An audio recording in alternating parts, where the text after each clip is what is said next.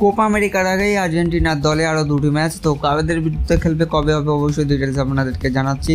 তো এবং লাইভ কোথায় দেখবেন সেটাও আপনাদেরকে জানাচ্ছি। তার আগে আপনি আমাদের চ্যানেলে প্রথমবার আসলে চ্যানেলটিকে সাবস্ক্রাইব করে পাশে থাকা বেল আইকনটি এখনই ক্লিক করুন তো সমস্ত নিউজ পাওয়ার জন্য। তো প্রথমে কথা বলা যাক ভাই আর্জেন্টিনার খেলা কবে। তো আর্জেন্টিনার কোপা আমেরিকার আগে মাত্র দুটি ম্যাচ পাবে, যেখানে 10 তারিখ 10ই জুন ম্যাচ, এছাড়াও কিন্তু 14ই জুন ম্যাচ, যেখানে 10ই জুন আর্জেন্টিনা বনাম ইকুয়েডর 3:30 থেকে মানে 4টে থেকে হবে, সকাল 4টে মানে ভোর 4টে। তো 10ই জুন এবং আর্জেন্টিনা বনাম ইকুয়েডরের ম্যাচটি, এবং দ্বিতীয় ম্যাচ কিন্তু আর্জেন্টিনা বনাম গুয়েটমালা, সেই ম্যাচটি সম্ভবত 5টা থেকে শুরু হচ্ছে।